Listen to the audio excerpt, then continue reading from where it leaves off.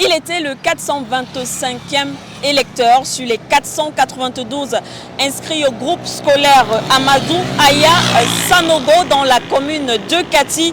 Le président malien Assimi Goïta a rempli son devoir citoyen en allant voter dans le cadre de ce référendum constitutionnel qui s'est déroulé ce dimanche 18 juin 2023 du côté du Malimbala.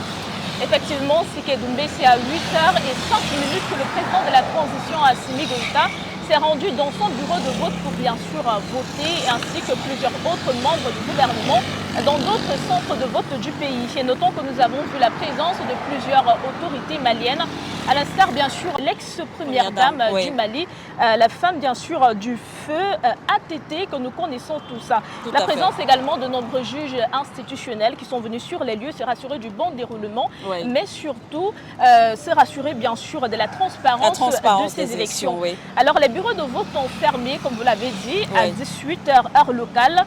Il faut également préciser que tout s'est bien déroulé, mais surtout sans incident majeur.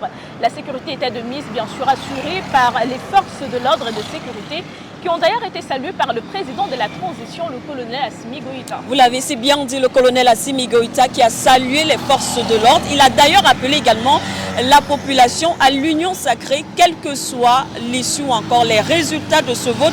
Mais là, de ce que nous avons déjà approché, c'est le oui qui semble en tout cas majoritaire, comme on a pu le voir à travers les images, les personnes que nous avons approchées dans les différents centres de vote.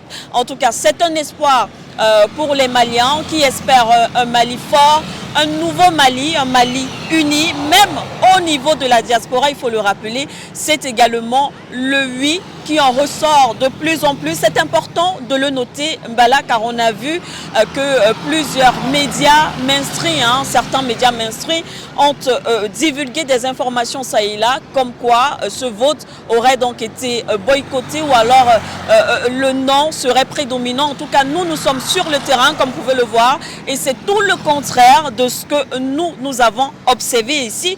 Et il faut également le rappeler que de toutes les façons, dans les prochains jours, nous aurons les tendances, pourquoi pas peut-être les résultats de ce vote. En tout cas, ce sont donc les autorités compétentes qui vont donner et qui sont habilitées à donner les résultats officiels à l'issue de ce vote.